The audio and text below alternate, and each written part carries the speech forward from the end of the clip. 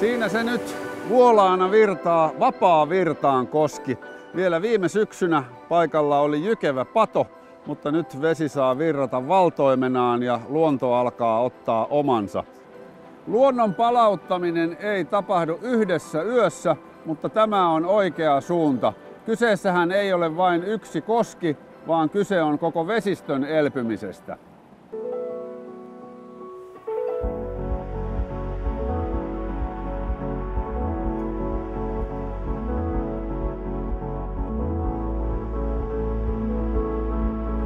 Nyt kun pato on purettu ja koski on vapaa, on kaloilla jälleen mahdollisuus vaeltaa Päijänteeltä Tainionvirralle kutemaan ja takas Päijänteelle syömään. Koko Tainionvirran ekosysteemi on näin saanut jälleen uuden elämän. Tämä on mahtava juttu.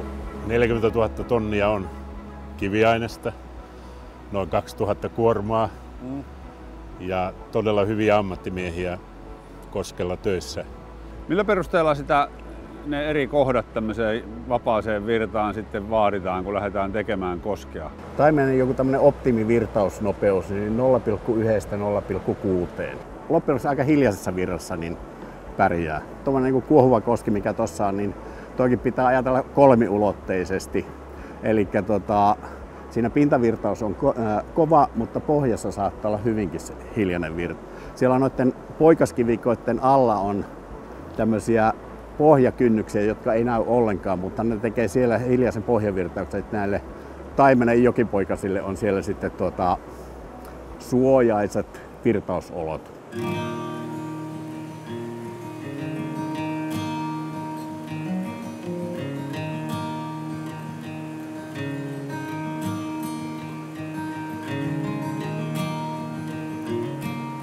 Kulttuurihistoriaahan ei tietenkään pidä unohtaa. Tuolla on vanha meijeri ja sähkölaitos komeasti paikoillaan ja uudempi voimala sitten seisoo tässä. Ja nyt kun ne ei enää sähköä tuota, niin tässähän voi matkailuyrittäjälle tai jollekin muulle matkailualan ihmiselle olla innovaatioiden paikka, että mitä näihin voisi kehittää. Vai pitäisikö kehittää mitään, antaa vaan olla komeana paikoillaan.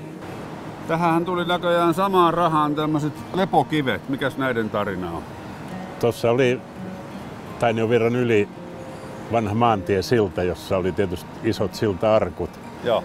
Ja sitä oli sinne, kun se oli purettu, niin vähän sivuille heitelty ja me otettiin ne talteen ja ruvettiin tekemään niistä tämmöistä vähän ympäristötaideteosta. Joo. Tässä on otettu maisema, kyläläiset, vaelluskala ensisijaisesti, mutta myös sitten tämä melontareetti huomioon. Ja näitä on yhteensoviteltu ja välillä vähän väännettykin, että mihin se kivi laitetaan. Kyllähän tämä on, tietenkin tulee meidän niin kuin kärkivetovoimatekijä olemaan yksi niistä ja tukeehan tämä meidän kunnan imagoa vahvasti ja meidän matkailun kehittämistä. Ja Sysmä haluaa profiloitua niin kuin laadukkaana luontomatkailukohteena ja onhan tämä ehdottomasti sitä. Näyttää tosi hanakasti perhoa, niin se on tuommoinen 700-grammanenkin ahven perhovavassa, aika hieno kala. Joo. Mä oon tätä harrastanut jo muutamassa koskikohteessa, missä on ollut puhtaasti niin kuin CR-meininkiä. Sitten kun on tullut nälkä, niin sieltä on loppuliuusta hyvä ollut hakea streamerillä vähän ahvenia. Joo, tää on tosiaan, jos haluaa syödä kalareissulla tuoretta kalaa, niin tämähän on kaikkein paras kala. Tämähän on hyvä. Samaten tuossa on iso kuhaa ja näiden alkukaudesta niin tähän nousee lahnoja, aika hyväkokoisia lahnoja, ne ottaa mustaan liitsiin. Okei. Niin savustettuna lahnahan on myös melkoista herkkua. On. No miten sä kuvailisit tätä kohtaa? Tuossa on tommonen pitkulainen särkkä, tosta tulee mieleen ihan pohjoisen lohijoet. Joo, tää oli silloin alkuperäistilassa kun aloitettiin, niin tää oli yhtä suvantoa. Ja siinä on 4-5 metriä vettä. Ja jos me ei olisi tehty tätä särkkää, niin se koski olisi loppunut tonne melkein 100 metriä aikaisemmin. Joo. Ja niin meidän oli pakko nyt sitten rakentaa tämmöiset ohjurit, saari. Siinä nyt on kalastajillekin kiva käydä sitten. Niin, kyllä. Ja vaikka leiriytyäkin. Ja siinä on laitettu noihin särkkiin maa-aineesta sillä lailla, että siinä kyllä kasvaa puut ja muut, että se muuttuu sitten. Että niin kuin olen sanonut näistä koskikunnostuksista, että se on vähän niin kuin avosydänleikkaus. ekana mennään huonoon kuntoon, mutta sen jälkeen alkaa uusi elämä. Kyllä, kyllä.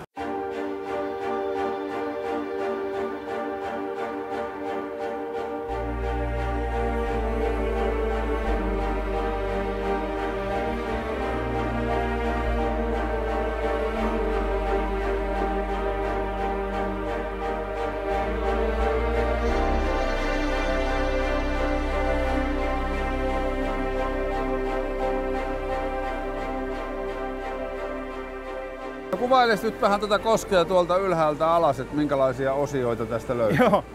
Tuossahan on alkuun niin tässä on hieno rakenne tehty, tällaista ei löydy maailmalta rehellisesti sanottuna. Tuossa on tuo melontakynnys, todennäköisesti sitä pitää pikkasen säätää. Siinä on mukava tiputus, koitin ottaa vähän surfiaaltoa siinä. Siinä on hyvät akavirrat, tuossa voi harjoitella ja sitten lähtee tuossa, ehkä tuossa sillan alapuolinen osuus on kaikista vauhdikkaan, että siinä on eniten pudotuskorkeutta.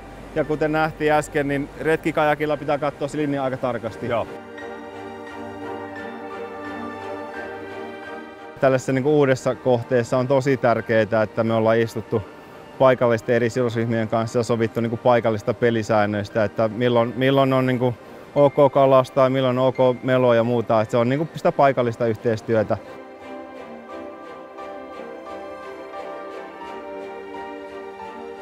Kaikista iloisinhan tässä on siitä tuon Päijänteen luonnonmukaisen taimenen puolesta. Niin. Että kalamiehenä tämä on ollut mulle aina se ykkösjuttu ja tämä on hienoa, että se mahdollistaa tämän hankkeen kautta. Toki tämä mahdollistaa paljon muitakin toimintoja, mutta kyllä se suurin sydän niin sykkii sille Päijänteen luontaiselle taimenelle, minkä tämä mahdollistaa. Ja miten tämä on ammattimaisesti vedetty ja miten me nähdään tämä lopputulos, niin pelkästään positiivista on kuulunut. Ja tulos puhuu puolestaan. Niin, kyllä. Joo, kyllä tässä virtaavan veden ystävä voi vaan yläaallossa ihailla paikkaa. Tässähän on ollut aika laaja tämä yhteistyö niin kuin eri ihmisten kanssa, paikalliset kala-asiat, melojat. Miten sä näet tämmöisen yhteistyön tärkeyden? No totta kai. Tämä on monelle hieno asia ja tärkeää tietysti, että ne pelisäännöt sitten sovitaan, koska virralla on monta käyttäjää. Ja kuitenkin toivoisin sitä, että se perusajatus olisi siellä prioriteeteissa korkealla, eli se Päijänteen luontainen taimen. Joo. Mun mielestä toi on hieno asenne, että ensin ajatellaan kaloja. Tulee niin kuin hankkeesta vilpitön. Ollaan luonnon puolella ja sitten kun se kala voi hyvin, niin sen jälkeen voidaan miettiä, mitä se ihminen kaipaa siihen oheen. Majoitusta, palveluita, mitä kaikkea. Kyllähän sekin kertoo jotain arvomaailmasta, että vasta vuonna 2026 tällä virta-alueella saa kalastaa. Että odotetaan ensin rauhassa ja annetaan kalojen asettua. Ja ihan mielenkiintoista tulla sitten syksyllä näyttämään, miten ne kalat kutee, tehdä semmoista kutukalaseurantaa.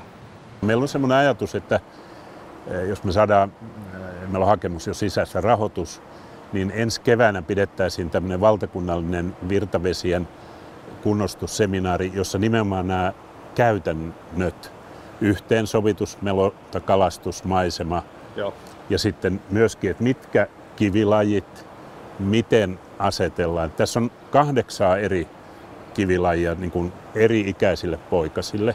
Tämä on suunniteltu sillä tavalla, että se tietysti kutu on siellä, missä on pienempi sora, mutta sitten ne vuodenikäiset ja tällaiset nousee tänne ylemmäksi, jossa on sitten vähän isompaa kiveä. Ja ydinkysymyshän on suojella predaatiolta, eli hauelta ja matikoilta. Ja tässä nyt aika lailla saadaan niin kuin 300 metrillä testattua kutu, 1-vuotiaiden säilyminen, ja sitten siellä on niitä syviä monttuja myöskin, jossa ne voi talvehtia. Ja tuonnehan tehtiin semmoinen, johtuen siitä Mantiesillan kiviarkusta, joka piti säilyttää.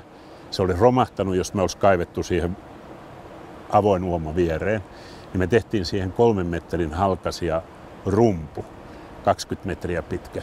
Ja se on myöskin Poikaskivellä se pohja siellä laitettu. Okay. Ja siellä on semmoinen 37 senttiä sekunnissa virtaama. Ja me oletetaan, että se taimen pystyy kutemaan myös siinä putkessa. Okay. Tässä ei tarvitse tehdä symmetriaa. No tässä ei tarvita, ei saa tehdä symmetriaa, että siinä mielessä. Ja me sitten tuolla avattiin se vanhan sillan uoma, mihin tuli sitten putki, että se silta pysyy pystyssä, niin siinä oli jopa sukellustyötä, että meillä jätkät kävi käsineen viemässä putken sisälle kiviä ja pari päivää ne raahasi niitä, niin Joo. saatiin vähän sitäkin yhdistettyä. Pitää olla vähän semmoista lukkarirakkautta No myös. vähän kyllä joo, ja pitää ymmärtää, niin kuin, että mennään aina monen tekijän summana, että tässäkin yritetään kuunnella vähän kaikkia ja Joo. tai ei miellyttää, mutta että kaikilla olisi mahdollisimman mieleinen lopputulos.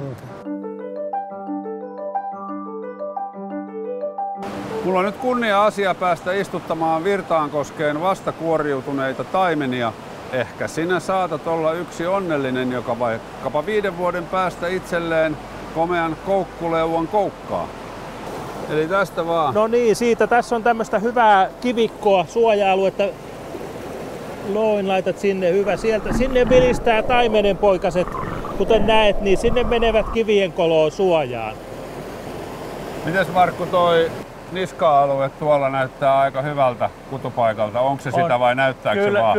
Kyllä siinä on hyviä kutualueita. Että tähän on tehty, sanotaan, että kun tämä on parhaalla tämänhetkisellä taidolla suunniteltu, niin tähän on saatu maksimimäärä tavallaan niitä suoja-alueita, sekä kutualueita että suoja-alueita. Tässähän on sitten tämmöinen paksu kerros tällaista eri kokoista kiveä, eli tässä on eri kokoisille taimenille, niin on niitä suojapaikkoja maksimaalinen määrä, mitä tällainen pinta-ala pystyy antamaan. Ja sitten, Eli jos se kutupesä tulee tuohon soraikolle, niin ne jossain kohtaa sitten ne pienet kalat lähtee johonkin ja ne vaatii sitten jotain suojaa siinä ympäristössä. Joo, eli tässä on semmoista isompaa kiveä, minkä ne lähtee tosta, kun ne on käyttänyt sen ruskuaispussinsa, ne ui tänne isompien kivien väleihin.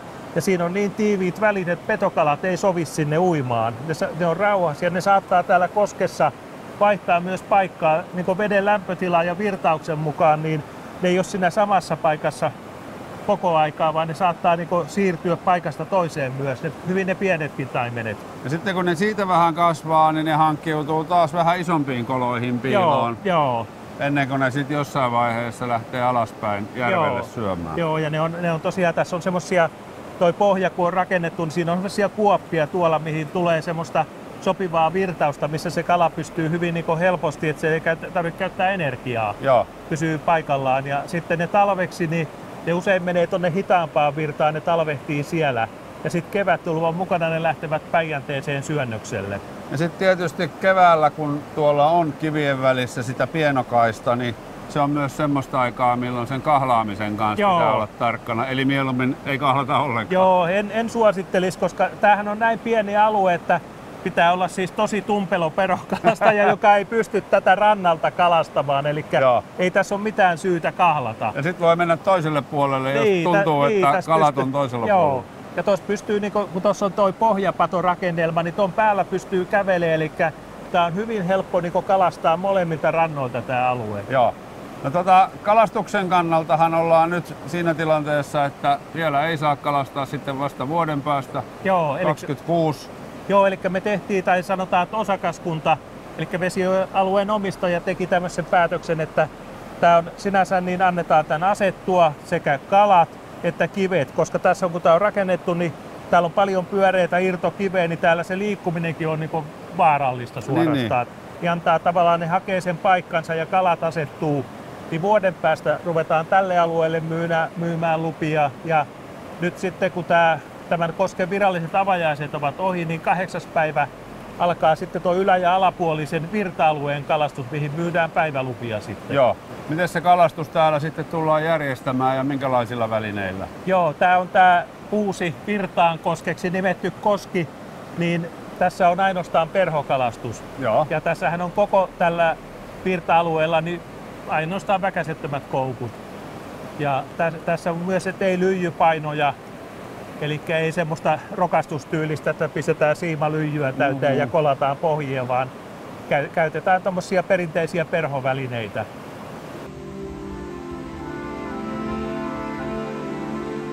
Niin, millaisia ne yllätykset oli, mitä hankkeessa tuli? Kiviä meni normaalia enemmän ja rahaa, mutta mitä se niin kuin käytännössä tarkoittaa? No, itse asiassa tämä suvanto, joka tähän säilytettiin, niin sehän olikin jotain 7 metriä syvä. Totta kai sitä oli vähän mittailtu, mutta kyllä se yllätti, että se on niin syvä niin pitkälle. Joo. Ja samoin mikä yllätti tuolla alajuoksulla, niin sielläkin me luultiin, että me saadaan niin kuin ne kivet sieltä entisestä, kun se on uittoa varten ruopattu aikoinaan, niin että niitä kiviä voidaan käyttää. Mutta sekin se väylä olikin 3-4 metriä syvä. Sinnehän ei päässyt kaivinkoneella ollenkaan. Ja niitä kiviä itse asiassa ei kyetty käyttämään sieltä koskesta, vaan totta kai niiden päälle alettiin tehdä lisää penkkaa, jotta saatiin sit sitä matalampaa kutualuetta. Elikkä yllättäen pikkasen oli syvempää. Tässähän sitten Uponori, joka oli urakoitsija, sukelsi tämän. Ja sitten vasta kun sukeltaja mönki tuon pohjan, niin sitten me saatiin aivan tarkka kuva siitä, miten paljon sitä materiaalia menee. Mutta toisaalta me saatiin myös säästöjä, eli joitakin ratkaisuja kyettiin siinä matkan varrella halventamaan.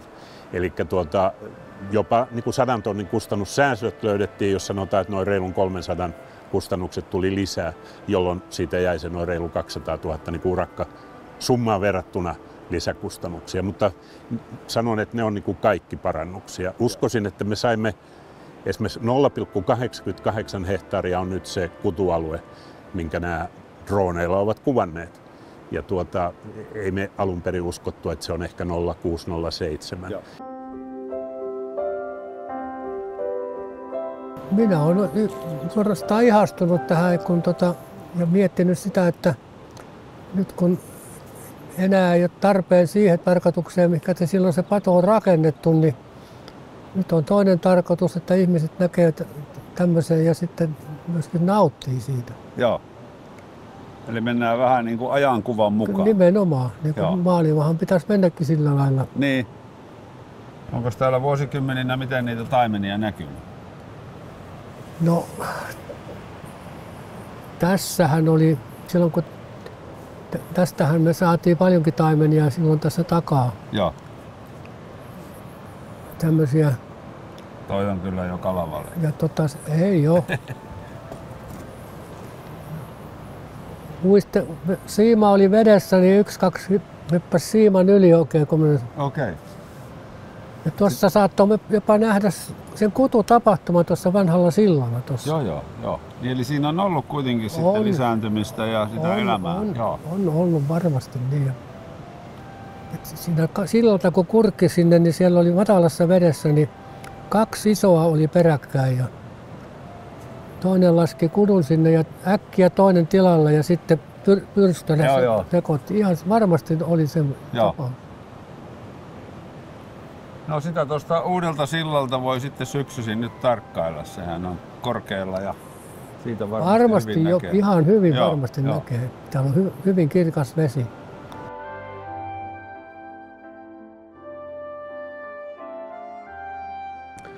Tämä koski kertoo, mitä tapahtuu, kun luontoa halutaan auttaa palaamaan omille raiteilleen.